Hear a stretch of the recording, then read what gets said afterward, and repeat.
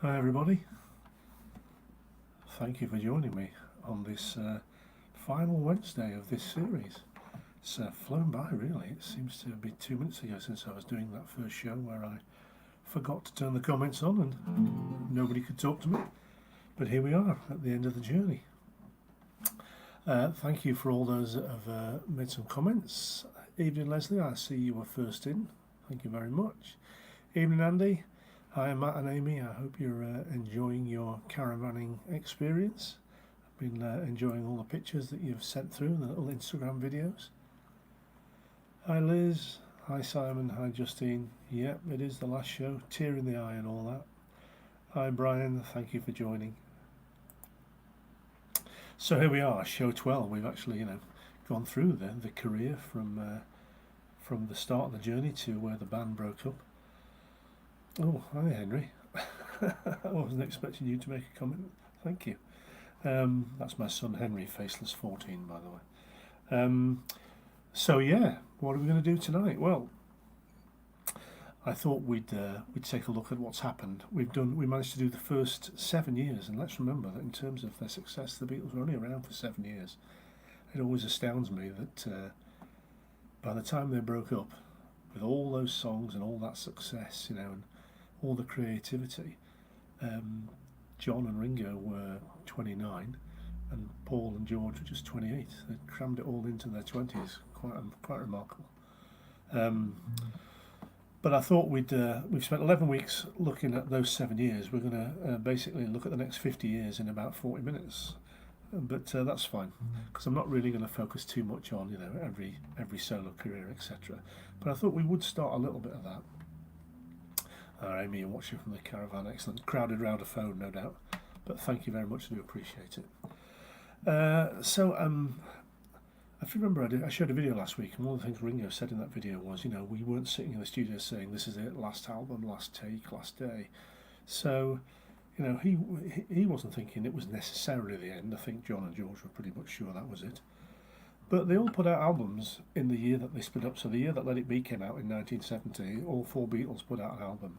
Ringo's was like a bunch of old standards that his mother used to like. So to be perfectly honest, I'm kind of dismissing that. I'm not going to do much from that. But what I've done was I've listened to the three albums from the others and thought, just pick a song from each. And let's see how close it sounds to that kind of Abbey Road sound, which is the last thing they recorded properly together. And I'm a sucker for ballads, as Matt will tell you, so I've picked kind of a ballad from each of them, and not necessarily famous stuff, so I'll apologise in advance if there's some of the material tonight you're not that familiar with. I know I've had a chat with Andy during the week, so he'll know some of these songs, but I thought I'd just do one from each album, because I just really like these three songs in particular, and in fact in that year from all those albums there was only 2 singles. George released My Sweet Lord, which went to #1 as a big hit, and John had a top 10 hit with Instant Karma. But I thought start with George first, and he was frustrated at not getting his songs on the Beatle albums, and he had a massive collection of songs that he'd built up for the last 2 or 3 years. So he brought out a triple album called All Things Must Pass. I've been listening to this last couple of days while I've been walking the dogs. And it's a really good album, got some fantastic songs on it. My Sweet Lord's on there, things like If Not For You, which I don't know if you've heard of that. Hi Maggie, hi Steve, thank you for joining. Excuse me. And there's one song on there in particular that I just absolutely love called Isn't It a Pity. George could write some very kind of simple words but with a lot of meaning, and I've convinced myself that this is about how he's disappointed at the Beatles breaking up and how it kind of ended. But he wrote this song called Isn't It a Pity, and the actual version on All Things Must Pass is absolutely stunning. I've been playing it wrong for about the last 30 years. When I was just doing a bit of research on it, I found he had these really nice chords, and George uses really weird chords that I'm sure he wouldn't really know the name of. But they're like what I would call normal chords, but then he throws in these odd little notes that give it sort of a sadness, I suppose. So let's start off the evening. We've got quite a few songs to get through tonight, and I'll explain why shortly, with a song from George's solo album All Things Must Pass, 1970, and this song is called Isn't It a Pity.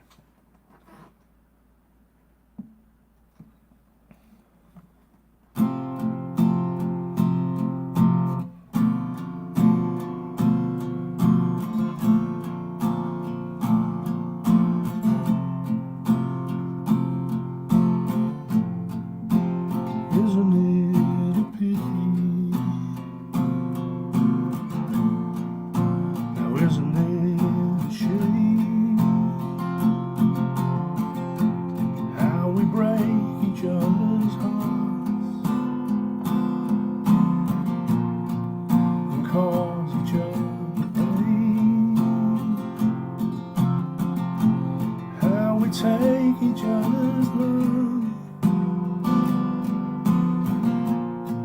without thinking anymore, forgetting to give back. Now isn't it a pity?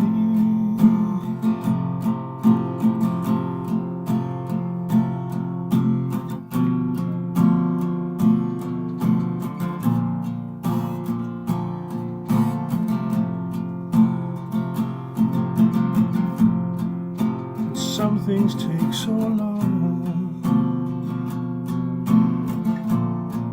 but how do I explain? We're not too many people can see we're all the same, and because of all their tears, their eyes can't hope to see the beauty that surrounds them. Now isn't it a pity?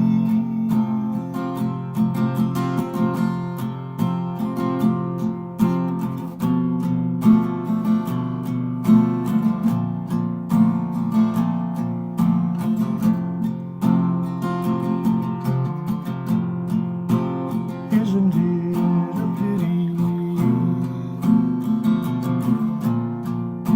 Now isn't it a shame how we break each other's hearts and cause each other pain, how we take each other's love without thinking anymore, forgetting to give back. Now isn't it a pity? Forgetting to give back. Now isn't it a pity? Such a pity, such a pity, such a pity, yeah. Such a pity, such a pity, such a pity, yeah.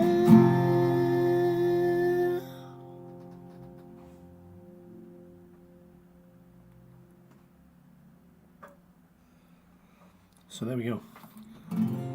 Isn't it a pity? From All Things Must Pass. It's a really beautiful song with some great weirdy chords that I just love to play. So I'm glad I checked out what the chords properly were. Apart from Andy, has anyone ever heard of that? If not, go and check out All Things Must Pass on Spotify. It's worth listening to.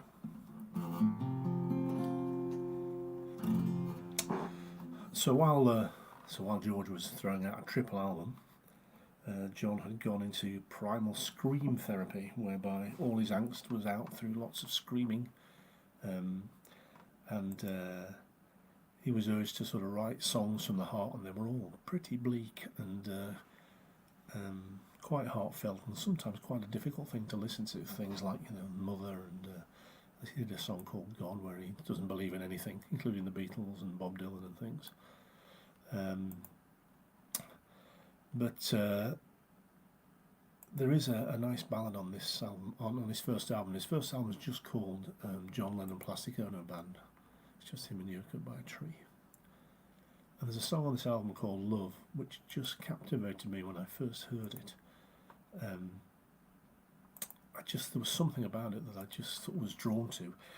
The album's produced by Phil Spector, but doesn't have his usual massive sound. It's really laid back and stripped back. And on Love, there's just a haunting piano with lots of reverb, and a barely heard acoustic guitar, and just John with no effects. So it's quite a short song, because on the album version there's a lot of instrumentation going off, like the piano goes on for about 2 minutes after the end of the song. So I'm going to do a very short version. This is a song called Love. See what you think.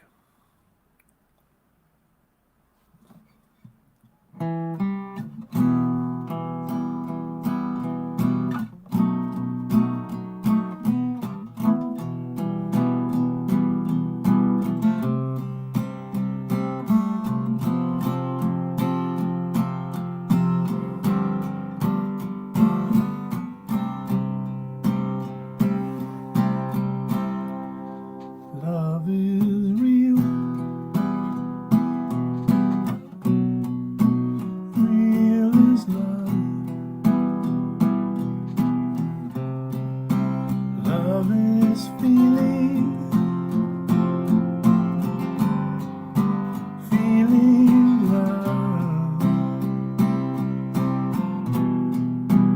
Love is wanting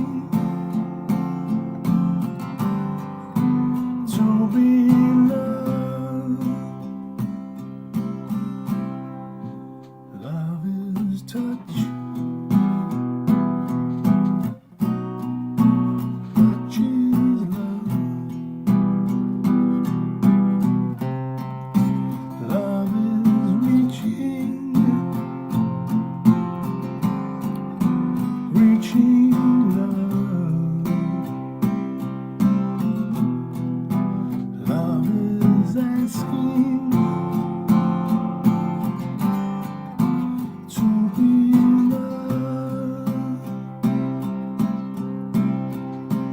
Love is you, you and me. Love is knowing who we can be. Love is free, free is love. Love is living, living love. Love is needing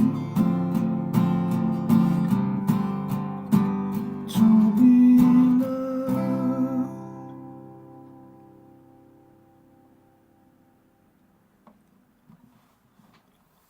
So that's Love, and you can see actually that that's not a million miles away from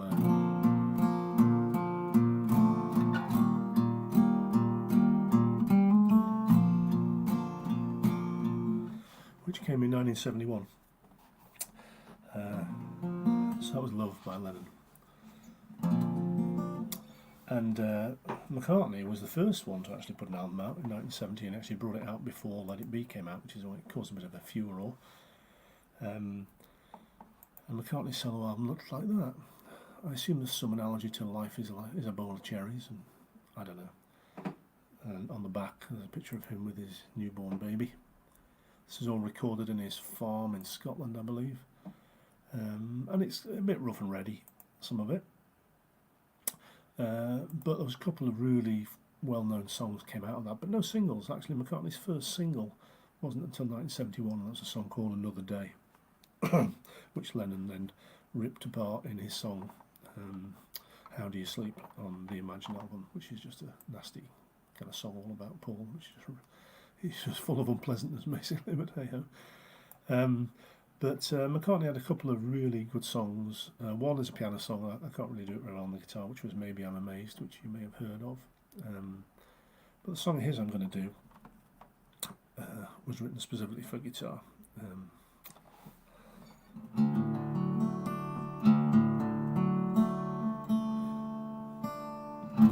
Another relatively short song, this. Again, he just had a way of, when you kind of study them as a musician, just different ways of playing a chord. To all the musos out there, you know, you play an E7 like that, or you play it there, you know, or you play this bar chord up here. But McCartney played it here. It just sounds a bit different when when you start strumming that and strum it a bit faster, you get this song. So here's a song by McCartney from his album McCartney, and this is called Every Night.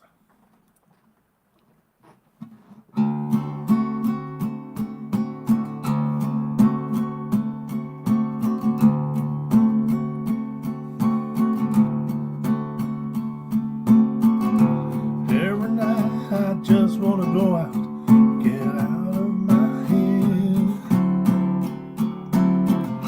And every day I don't want to get up, get out of my bed.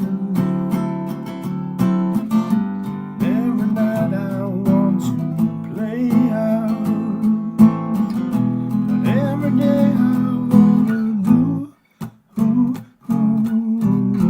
But tonight I just want to stay and be with you, and be with you.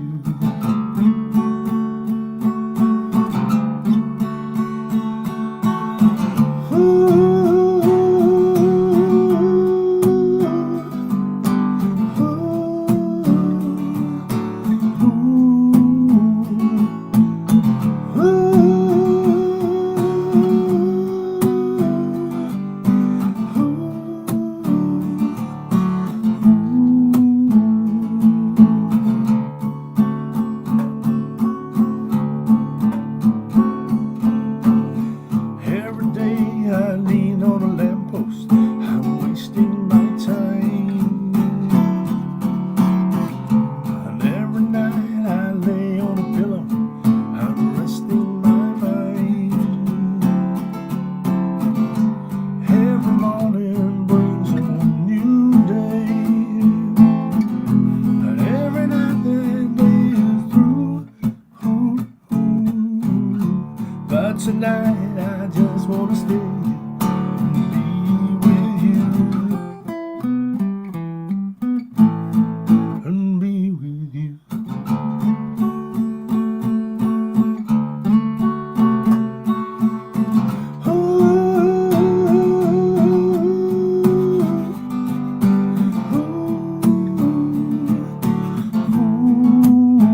Believe me, mama.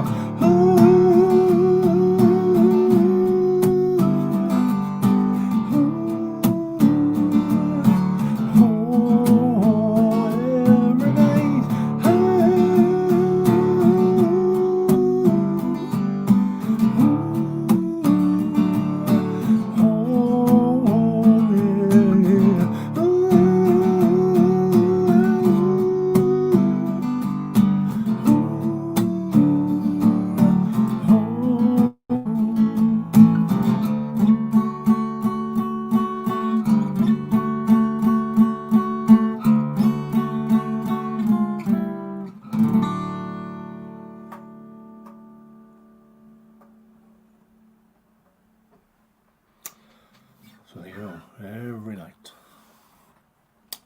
So sort of three examples there of what that next album might have been, and I think there's a lot of it sounds like it could have just been on Abbey Road to me personally anyway.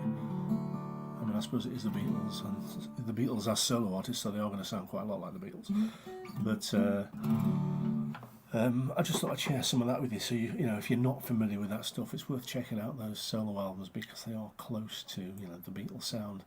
A lot of it some of it drifted as the years went by, and they got into all their legal battles and stuff like that. John became very political. His later albums, like Sometime in New York City, lots of politics in there. McCartney albums could be hit or miss. Band on the Run was very successful. Things like the first Wings album was all right, but nothing special. And over the years with Paul, a lot of the albums have been. He'll have a really good album and then quite a few kind of fairly ordinary albums. And I think one of the reasons for this potentially is that after being in the Beatles, I think there's no competition anymore. So there's no one to tell him, like John would say, didn't like that song, or George would say, we wouldn't like that song. There's no one to do that anymore. So a lot of things that perhaps wouldn't normally make the grade end up on the album. And in fact, Ringo probably has had as many solo albums as Paul. I mean, obviously John had a limited number, and as did George. And George actually went pretty quiet from about 1981 till his death. I think he only released 3 albums or 3 or 4 albums in those years. But Ringo's produced loads of albums, but unfortunately for Ringo, he's not a very good singer and he's not a very good songwriter, so they don't do very well. You can't just go on your name alone. But I'm probably being a bit mean to Ringo, but I've got a little thing to show you about Ringo later to show you how much he is admired for what he's good at. So what happened after that? Well, bootleggers started producing little bootlegs of Beatles singles and put them all together on albums. So the Beatles actually intervened, and in 1973 they actually issued the Red and Blue albums, which you may be familiar with. The 62 to 66 album and 67 to 70, and for many years this is what a lot of people had in their collection as kind of the definitive thing on the Beatles. And in fact, there wasn't really any new Beatles stuff around for a long time. In 1977, they brought out a live album produced by George Martin from tapes they had at the Hollywood Bowl, called The Beatles at the Hollywood Bowl. It's all right, it's quite noisy because there's an awful lot of screaming. I think the nature of the mixing desk was they couldn't particularly get rid of all that screaming. But that was about the only thing of stuff. There were various little compilations came out, like love songs and rock and roll music, but they were just rehashes of tracks from existing albums. And then in 1994, the old Beatles used to have the Beatles radio show every week, and the BBC worked with the Beatles and produced an album called The Beatles Live at the BBC, and this did phenomenally well. And I think it's the one thing more than anything that kind of kicked back a lot of the interest in the Beatles. You know, there was the move to CDs in the late 80s, so that created a bit of interest, but this was kind of material people hadn't heard for a very long time because they never repeated the shows. And that was a really big success. And in the meantime, while that was being successful, the Beatles were working on this anthology project of theirs, which is them telling their story. And in fact, that clip I showed you last week about the end of the band and Abbey Road was clips from the anthology series, and they did 3 albums, and these actually sold more than the Beatles sold in any time when they were actually a band. There's a quote from McCartney saying, "People are always looking to see which band's going to be bigger than the Beatles," and it turned out to be the Beatles. In 1995, Anthology 1 came out, looked like that, and I've been trying to plunge the archives at the Yorkshire Evening Post, because as luck would have it, on the day the album came out, I was at HMV in Leeds buying it, and the Evening Post report was in there, and me and a colleague from work, we had a big interview done on what we thought of the new single and what we thought about the first show of the anthology series, and had a double-page spread in the Evening Post that night, which I kept but has since disappeared. I don't know where it went. I was hoping there might be an archive of Evening Post stuff, but I couldn't find it. My brief 5 minutes of fame in association with the Beatles. And they then brought out Anthology 2 and Anthology 3 in 1996. And actually, if you put those 3 covers together, they make a nice, neat little collage, like a poster. But in order to do something new for the anthology, they decided that why don't we try and do some new music. And they didn't actually want to write anything particularly new, so they asked Yoko if there was any old material of John's, and she gave them a handful of cassettes which he'd recorded, because he stopped recording in '75 and then did Double Fantasy in 1980, just before he was gunned down. But he had a few demo tapes, and he gave those to the Beatles, and there were 4 songs they were interested in, and they needed someone to help because they were just John on a piano, literally on an old Philips cassette thing. So they asked Jeff Lynne to see if he could produce these new songs, and there's a really good video on YouTube. It's a bit long to show on the programme tonight. It's about 9 minutes long, about making of Free as a Bird, which is the first song they chose. And it's really good because you can tell that Jeff's a super fan. And to ask to be produced the Beatles was just phenomenal to him. So it's worth watching that. Just search for Making of Free as a Bird. So yeah, they had this song Free as a Bird as John's. It was a bit incomplete. Paul wrote a middle 8 for it. I can remember being really excited because Chris Evans had the Radio 1 breakfast show at the time, and he launched it in 1995. First time I'd heard this song.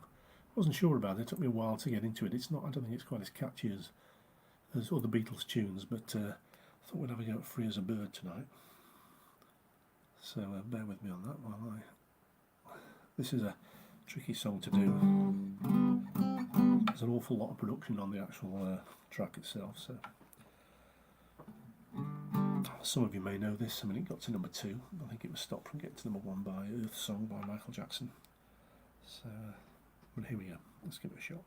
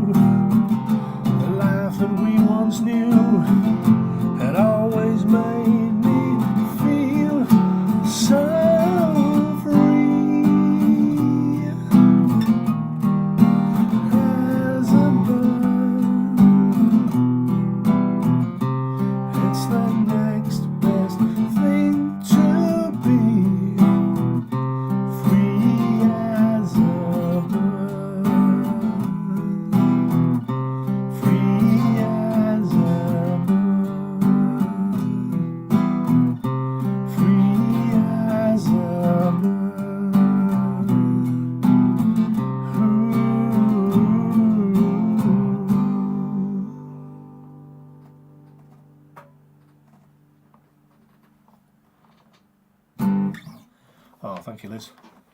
Poor Ringo Simon. He made enough money, didn't he? His last album is called What's My Name? It was out a year or so ago. And actually there's a connection to that coming up in a couple of songs' time.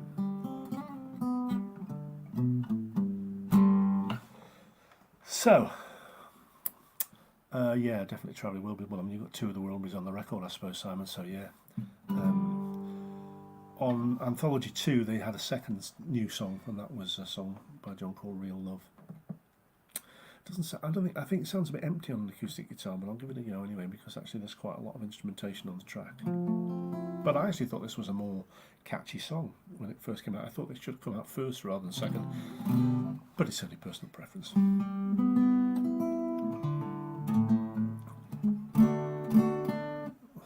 What do I know? Anyway, here's Real Love, the second new Beatles single, 25 years after the last one.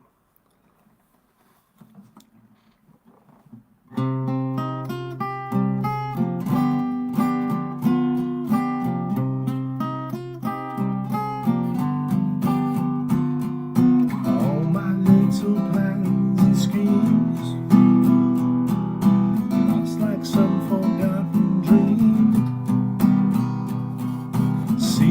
all I really was doing was waiting for you.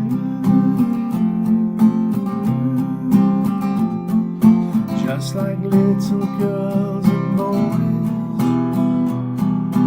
playing with their little toys. Seems like all we really were doing was waiting for love.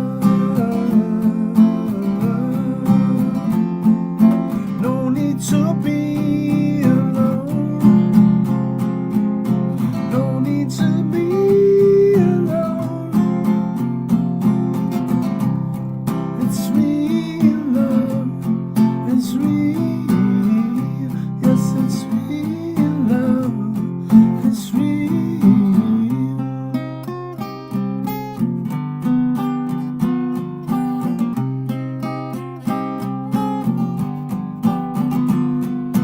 From this moment onwards, I know exactly where my life will go. Seems like all I really was doing was waiting for you. Although I've been in love before, but in my heart I wanted more. It seems that all I really was doing was waiting for you. And no need to be afraid. No need to be afraid. It's real love. It's real. Yes, it's real love. It's real. Yes, it's real love. It's real. Yes, it's real love. It's real.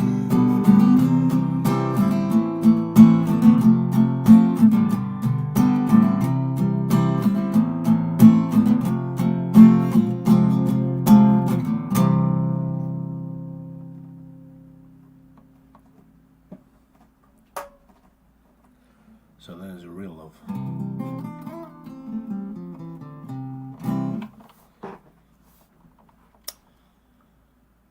So those were two new songs, and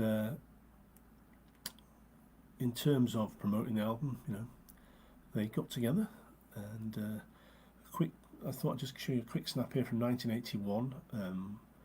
For all the fallouts, I think they were just like mates, really. They kept falling out and get back together. At Ringo's wedding to Barbara back in 81, they were all together for the wedding. Paul, George and Ringo there with their families.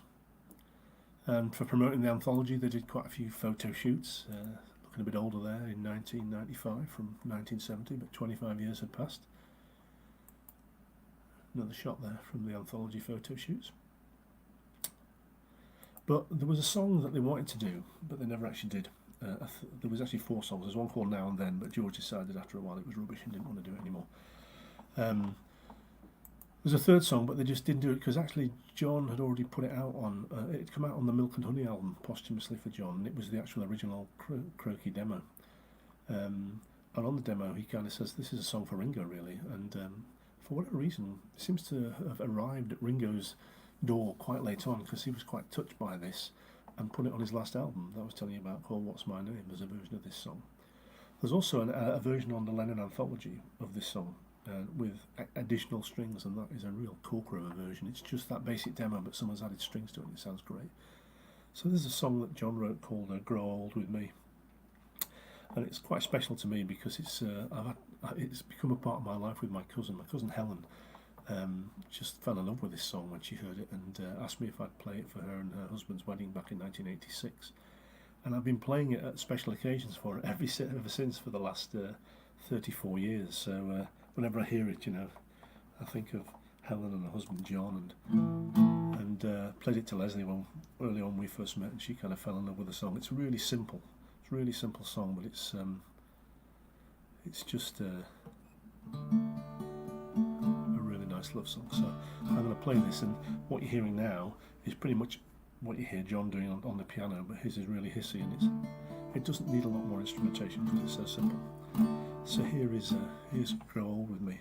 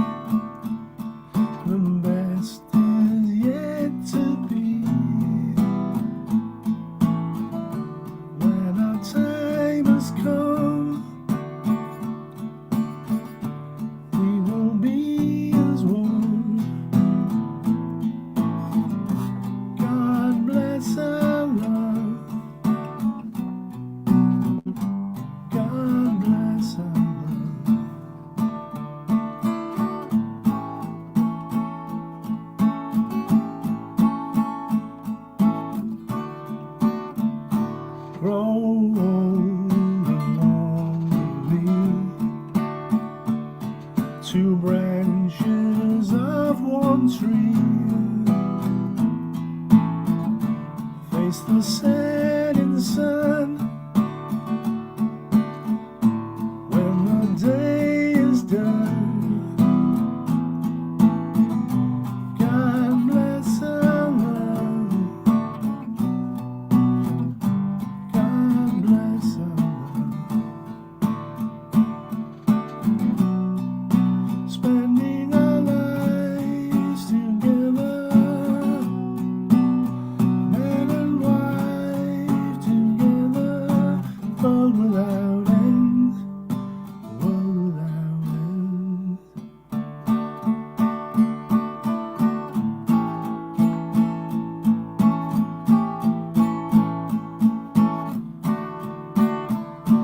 Grow old along with me. Whatever fate decrees, we will see it through, for our love is true. God bless our love. God bless our love. God bless our love. God bless our love.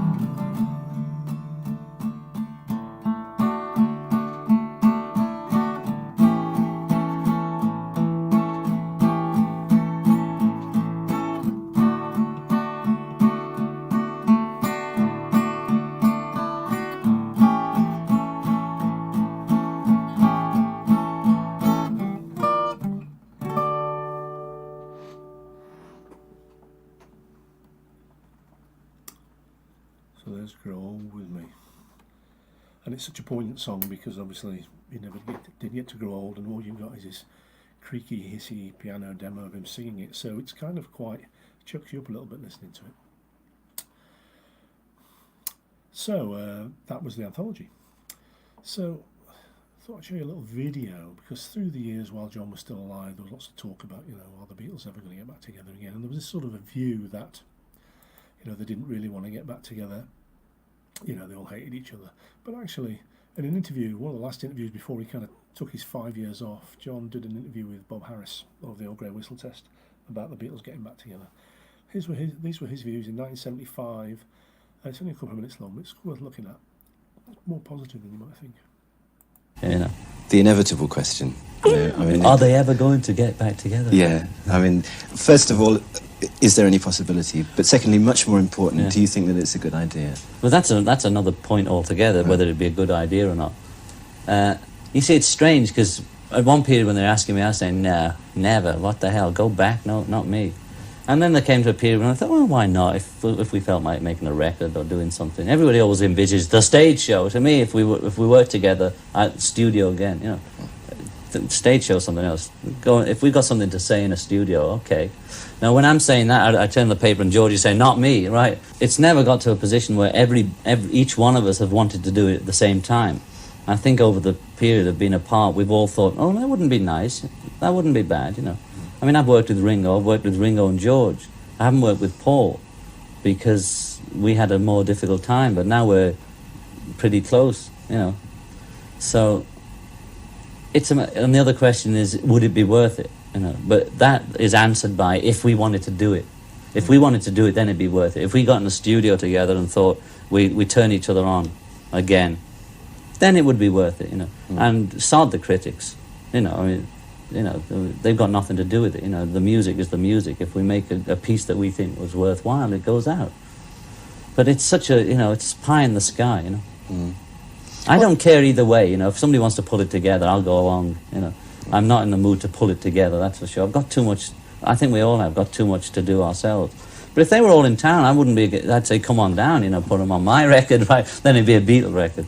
But if they were around, you know, I jammed with Paul. I did actually play with Paul, yeah. We did a lot of stuff in LA.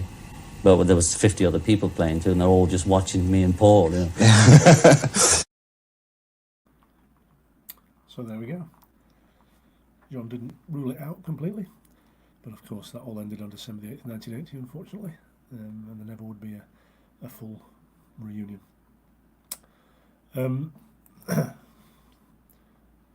So what other photos have I got here for you? So since that point, since we had the anthology, things started coming out quite steadily. There's always been a little bit of new Beatle material dripping out because there's been this fascination. The big album that came out was in 2000. They brought an album out called One, and that's every single that got to number one in either the UK or the US. So there's something like 22 or 24 songs on that album. It's pretty good value for money. So if you want to just get the Beatles singles, buy the One album.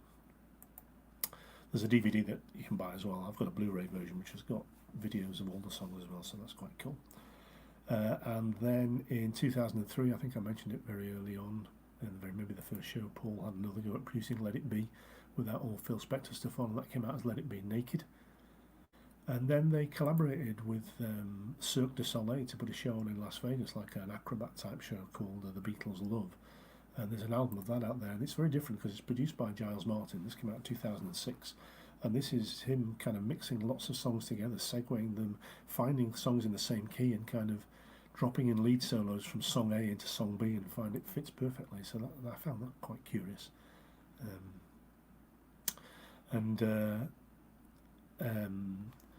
In 2000, I'm trying to remember the date, I think 2008, might even be 2018, 2017, Ron Howard did a documentary about the touring years in America with the Beatles, and they actually rehashed that original Live at the Hollywood Bowl album and produced a more cleaner version. His documentary was called 8 Days a Week, but so this is the album Live at the Hollywood Bowl, inspired by the 8 Days a Week documentary. The last thing that came out from the Beatles, that was something like nearly 20 years after the original Live at the BBC. Some more tapes came unearthed, and we had Live at the BBC Volume 2. So that's kind of the last output of, I'm not calling it new, but unheard of material before. But as always, at the moment there's always something happening, and at the moment there's the Peter Jackson documentary waiting to be released called Get Back. I'm sure there'll be some new material there. There'll be a new version of Let It Be. There'll probably be a Get Back soundtrack. So that was due to happen on the 4th of September, but I think COVID's put paid to that, so that will happen whenever it happens. The band were inducted into the Rock and Roll Hall of Fame in 1988, first time they could be. There's a rule that says it's 25 years. You can't be inducted until 25 years after the release of your first record, which for them was 1988. And all four Beatles have separately been inducted for their solo careers.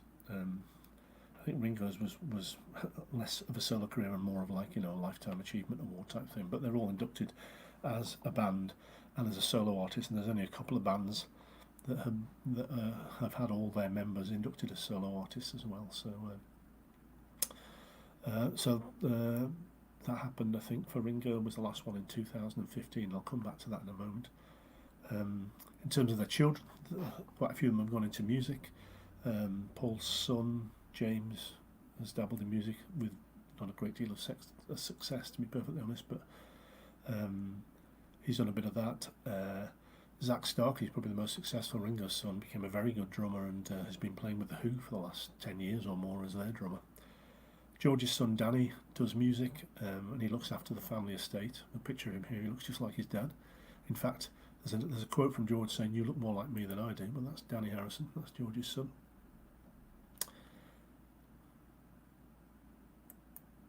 And Julian Lennon has had a musical career which started in the 80s, and Sean Lennon, his other son, has done music as well, obviously with varying degrees of success. And, you know, I was being a bit mean to Ringo before, wasn't I? So when he was inducted into the Rock and Roll Hall of Fame as a solo artist in 2015, I think, they put together a little video featuring some of the world's greatest drummers. Chad Smith from the Chili Peppers, Trey Cool from Green Day, Taylor Hawkins from Foo Fighters, Dave Grohl, a well-known session musician going forever called Jim Keltner, a guy called Abe Laboriel Jr. who's been drumming for McCartney for 20 years. So I thought I'd show you that video because, you know, Ringo's had a lot of stick over the years about his drumming. I mean, Lennon once said, you know, people say he's not the best drummer in the world, he's not even the best drummer in the Beatles, which was a bit mean. But actually, the more I've listened to them and the older I've got, you realise that the skill his drumming was, it wasn't about being, you know, brilliant and fast, but being able to kind of just find the exact beat for a song. So I'm going to play this. Two things about this video. One, it starts off by playing a track from the B-side of Paperback Writer called Rain, which means it's probably almost certainly going to be blocked by YouTube, and they're not going to ask me to either mute that bit of music or clip it out, but that's fine. I'll do that afterwards. And the second thing is, there's a couple of naughty words in here, but I'm sure we're all grown-ups and can live with that. But this is the little tribute video that accompanied Ringo's entry into the Rock and Roll Hall of Fame in 2015. Have a look at this. Wow, look at that.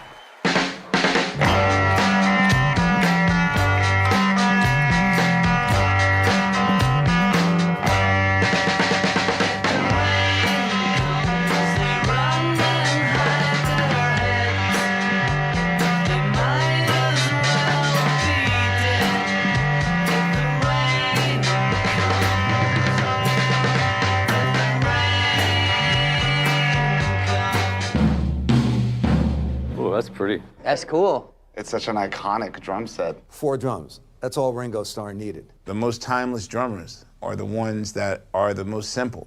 Define the best drummer in the world. Is it someone that's technically proficient, or is it someone that sits in the song with their own feel? Ringo was the king of feel. He's a song drummer.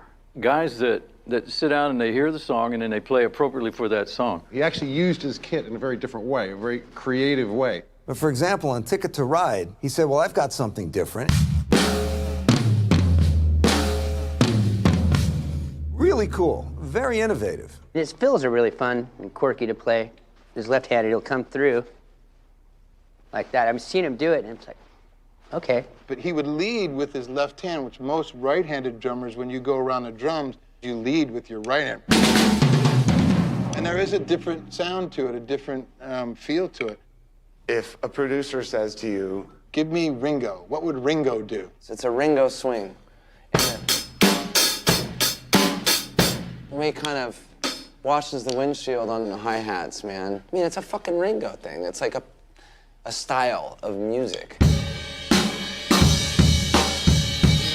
It's that sloppy, swampy, falling down the stairs kind of sound that is the coolest thing ever. Big contribution of Ringo was that he used his tom-toms as part of the composition. He really had a knack for coming up with really interesting musical parts that became rhythmic hooks.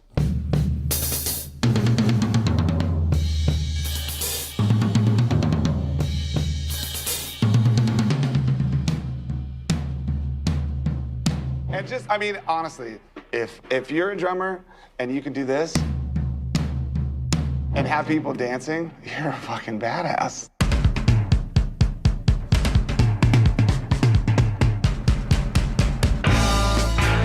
He has the magic touch. I wouldn't be a drummer without Ringo. That is the DNA of pretty much everything I do. You hear his drumming and you know exactly who it is. There are millions upon millions of us out there who not only were influenced, but wanted to be Ringo starred. Ringo was the coolest one.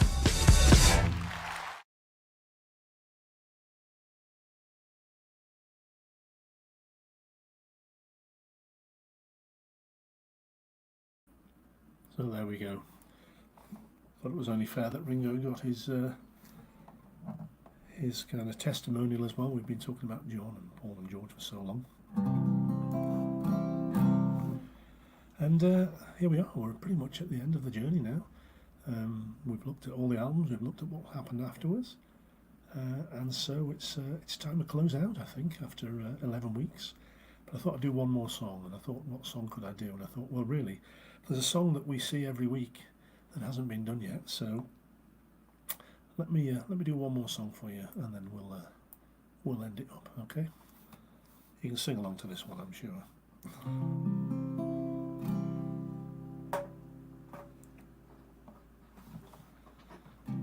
Da da da da da dum dum da.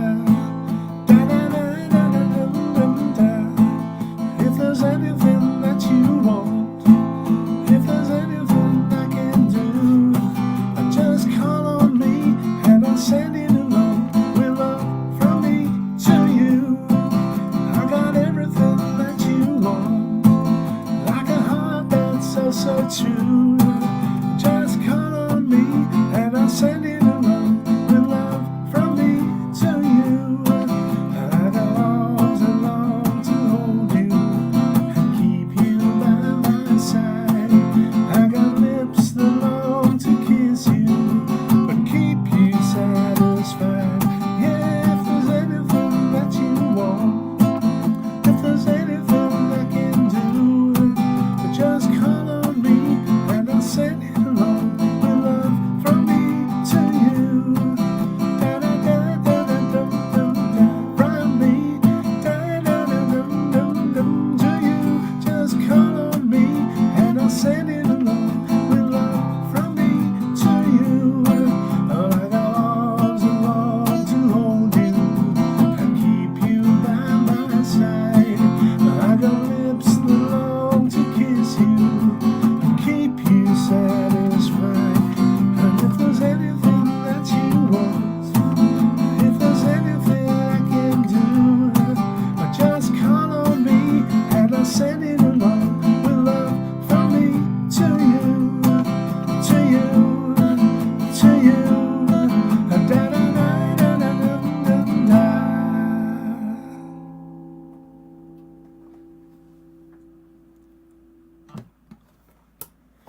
And that's it. I've looked back and I've had to learn 68 songs in these 11 weeks. So it's been a real pleasure doing the research, learning these songs, many of them for the first time for me. And thank you so much for listening for these last 12 shows. I've appreciated you coming along and on the journey with me. And I've enjoyed all the comments. And I think that's it. I think that was the Beatle from me to you. Stay well, stay safe. Thank you for listening.